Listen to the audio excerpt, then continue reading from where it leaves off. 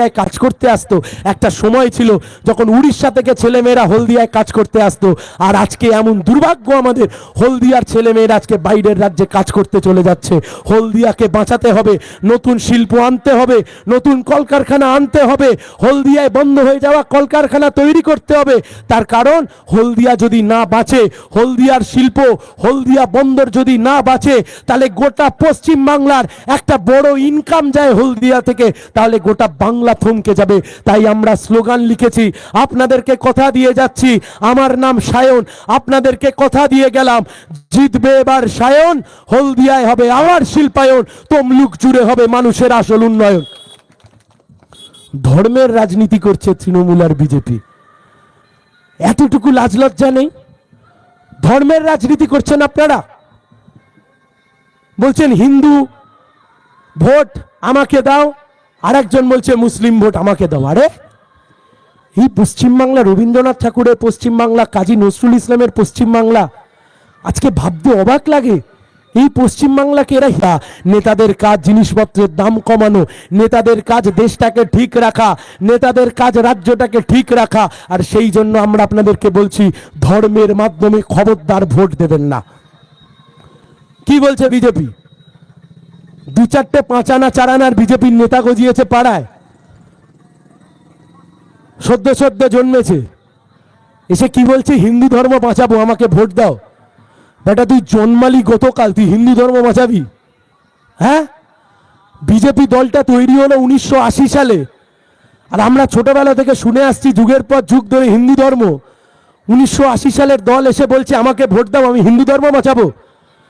আর একদিকে মমতা ব্যানার্জি বলছে বিজেপির হাত থেকে ইসলাম ধর্মকে বাঁচানোর জন্য আমাকে ভোট দাও।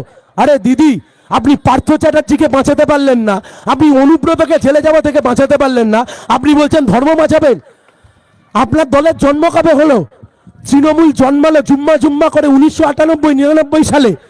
1998 সালের একটা দল, আর ইসলাম ধর্ম সেই যুগের পর যুগ ধরে ইসলাম ধর্ম। 1998 সালের একটা দল এসে আমাকে আপনাকে বোঝাচ্ছে ইসলাম ধর্ম বাঁচানোর জন্য ওদেরকে ভোট দিতে হবে। তার কারণ কি? এরা জানে এরা উন্নয়নের মাধ্যমে আর ভোট চাইছে না। এরা জানে, এরা বলেছিল চাকরি দেব, এরা বলেছিল জিনিসের দাম কমাবো, এরা বলেছিল বেকার যুবকদের সমস্যা দূর করব, আজকে কিচ্ছু করতে পারিনি। তাই জন্য আজকে ধর্মের মাধ্যমে ভোট চাইছে। আমরা বলছি ধর্ম ধর্মের জায়গাতে, ধর্ম মন্দিরে, ধর্ম মসজিদে, কিন্তু ধর্মের মাধ্যমে ভোট দিতে যাবেন না। ভোট দিতে যাবেন আগামী 5 বছর আপনার কথা কে বা কারা দিল্লিতে বলবে তার জন্য। আর আমার যে সংখ্যালঘু ভাই বোনেরা আমার কথা শুনতে পাচ্ছেন, আপনাকে বলছি, আমার যে সংখ্যালঘু ভাই বোনেরা আমার কথা শুনতে পাচ্ছেন, আপনাদেরকে বলছি, আচ্ছা দাদা, তৃণমূল কংগ্রেস শুনলাম আমার সংখ্যালঘু ভাই বোনেদেরকে গিয়ে বলছে সিপিএম কে ভোট দেওয়া মানে সেই ভোট নাকি বিজেপিতে চলে যাবে। আচ্ছা, সংখ্যালঘু এলাকায় ঘুরছে ফিরছে আর তৃণমূল বোঝাচ্ছে যে সিপিএম কে ভোট দিলে ওই ভোট বিজেপিতে চলে যাবে। আরে দাদা, কার মাথায় টুপি পরাচ্ছ? তমলুক লোকসভায় প্রার্থীর নাম কি? তৃণমূলের প্রার্থীর নাম কি? দেবাংশু ভট্টাচার্য। জানা আছে এই তমলুক লোকসভায় তৃণমূল কংগ্রেসের অবজারভারের নাম কি? মানে যে ভোটটা করাবে, যার দায়িত্ব ভোট করানো, জানা আছে? জানা আছে আমাদের? হ্যাঁ, ঠিক বলেছে, রাজীব বন্দ্যোপাধ্যায়। রাজীব বন্দ্যোপাধ্যায় কে? 2020 সালে তৃণমূল ছেড়ে যে লোকটা বিজেপিতে গিয়ে যোগদান করেছিল। রাজীব বন্দ্যোপাধ্যায় কে? 2021 সালে যে লোকটা বলেছিল তৃণমূলকে সরিয়ে বিজেপির সরকার তৈরি করব। রাজীব বন্দ্যোপাধ্যায় কে? যে লোকটা রাতারাতি তৃণমূল থেকে বিজেপিতে গিয়ে বিজেপির ভোটে, বিধানসভার টিকিটে ভোটে লড়েছিল। যে রাজীব বন্দ্যোপাধ্যায় আজ থেকে 1.5 বছর আগে বিজেপির নেতা ছিল, তারপর ত্রিপুরাতে গিয়ে তৃণমূল কংগ্রেসে যোগদান করলো, আর্ধেক বিজেপি আর্ধেক তৃণমূল। সেই রাজীব বন্দ্যোপাধ্যায় এসছে তৃণমূল কংগ্রেসের ভোট করাতে, সেই রাজীব বন্দ্যোপাধ্যায় এসছে তৃণমূলের অবজারভার, আর আপনাকে এসে বোঝাচ্ছে সিপিআইএম কে ভোট দিলে সেই ভোট বিজেপিতে চলে যাবে।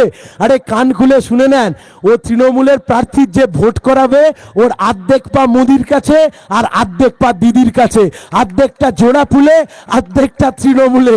ভেবে চিনতে ভোট দেবেন দাদা। কতদিন আর ভুল বোঝাবে? আমি আপনাদের কাছে এটুকুই জানতে চাইছি। যত দূর অব্দি মাইকের আওয়াজ যাচ্ছে, আমার ধর্মপ্রাণ মুসলিম মানুষজন যারা আমার কথা শুনতে পাচ্ছেন, আপনাকে জিজ্ঞাসা করছি, আপনাকে 2019 সালে তৃণমূল কে বোঝালো? শুভেন্দুবাবু কি বোঝালো 2019 সালে? যে তৃণমূলকে যদি ভোট দেন তবেই বিজেপিকে হারানো যাবে। আপনারা তো তৃণমূলকে ভোট দিয়েছিলেন, আপনারা তো দিব্যেন্দু অধিকারীকে ভোট দিয়েছিলেন। ভোট দেওয়ার পর আপনারা কি দেখলেন?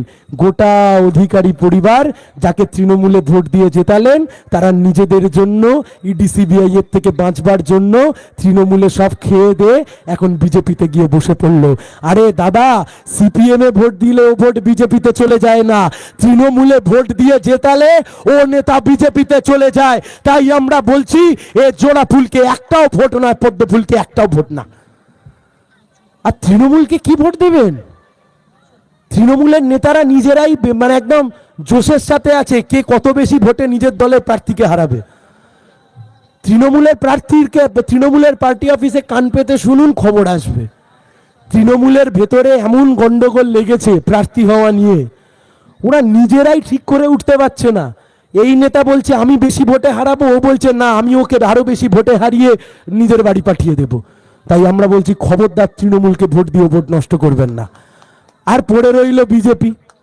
আমার আওয়াজ যত দূর অব্দি আওয়াজ গিয়ে পৌঁছচ্ছে, আপনাকে বলছি দাদা, আমি সায়ন ব্যানার্জি 15ই মার্চ থেকে তমলুকের মাঠে ঘাটে বাজারে চষে ফেলেছি। এমন কোনো হাট বাজার নেই যেখানে আমাকে দেখতে পাওয়া যায়নি। মানুষের দুয়ারে গেছি, বাড়িতে গেছি, গিয়ে বলেছি বাড়ির ছেলে মেয়েদের চাকরির জন্য, জিনিসের দাম কমানোর জন্য সিপিএমকে ভোট দিন। আমি বলছি বিজেপির প্রার্থীটা গেল কোথায়? বিজেপির প্রার্থীটা গেল কোথায়? আরে ভোটটা কাকে দেবেন? এতদিন তো দেখতাম, এতদিন আমরা ছোটবেলা থেকে শুনতাম যে নেতা ভোট নিয়ে পালিয়ে যায়। এই নেতা তো ভোটে দাঁড়িয়েই পালিয়ে গেল, মাঠে ঘাটে তো খুঁজেই পাচ্ছি না। আপনি আছেন কোথায়? লড়বো কোথায় আপনার সাথে? আপনি আছেন কোথায়? তার কারণ আপনি একজন আস্ত জমিদার। তার কারণ আপনি জীবনে কোনোদিন কোনো সাধারণ মানুষের সাথে কথা বলাও বলে দেখেননি। তার কারণ আপনি কোনোদিন রাজনীতিটাও করেননি। তার কারণ আপনি কোনোদিন মাঠে ঘাটে হেঁটেও দেখেননি। তার কারণ আপনি কোনোদিন গ্রামের আলপথে কাদা মারিয়ে মিছিল করেননি। তার কারণ আপনি কোনোদিন দুঃখে কষ্টে থাকা বেকার যুবকের কাঁধে হাত রেখে বলেননি যে ভাই আমি তোমার পাশে আছি। তাই জন্য আপনি নামকে বাস্তা ভোটে দাঁড়িয়েছেন। খবরদার বিজেপিকে দিয়ে কোনো ভোট নষ্ট করবেন না। এবারের ভোট আপনাকে দিতে হবে কাস্তে হাতুড়ি।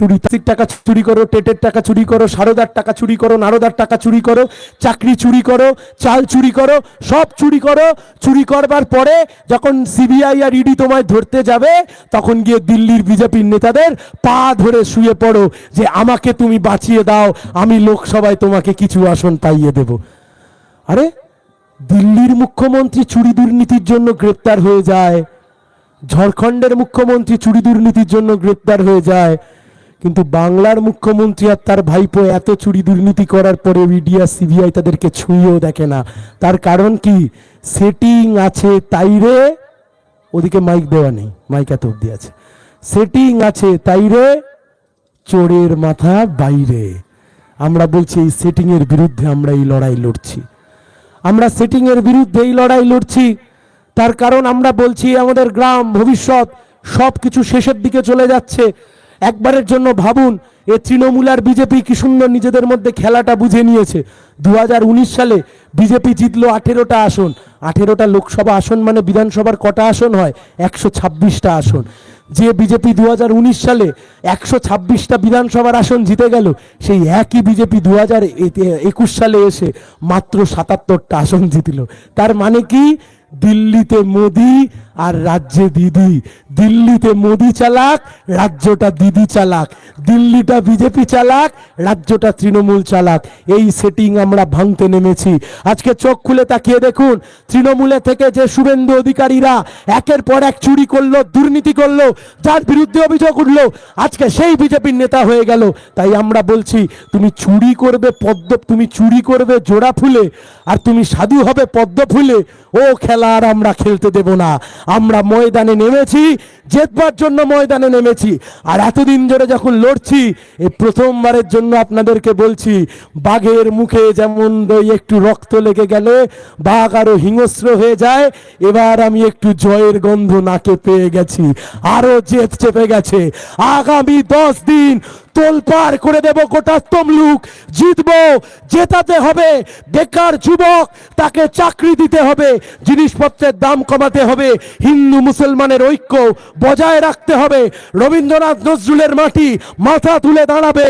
রবীন্দ্রনাথ নজরুলের মাটি চোরেদের হতে পারে না, দাঙ্গাবাজদের হতে পারে না। এই মাটি, এই মাটি, এই মাটি দেশের মানুষকে পথ দেখাবে। তাই আপনাদের কাছে আহ্বান জানাচ্ছি, আগামী 25শে মে বেকার ছেলে মেয়েদের কাজের জন্য, মূল্য বৃদ্ধি থেকে বাঁচবার জন্য, জিনিসের দাম কমানোর জন্য, চোর মুক্ত বাংলার জন্য, দাঙ্গাবাজ মুক্ত দেশের জন্য কাস্তে হাতুড়ি তারা চিহ্নে ভোট দিয়ে সায়ন ব্যানার্জিকে বিপুল ভোটে জয়যুক্ত করুন। কথা দিলাম, ভোটে জেতান, ওদের মতো দল পরিবর্তন করব না, আর চুরি দুর্নীতি করে আপনাদের মাথাও হেট হতে দেব না। ধন্যবাদ, লাল সালাম, শুভেচ্ছা, সবাই ভালো।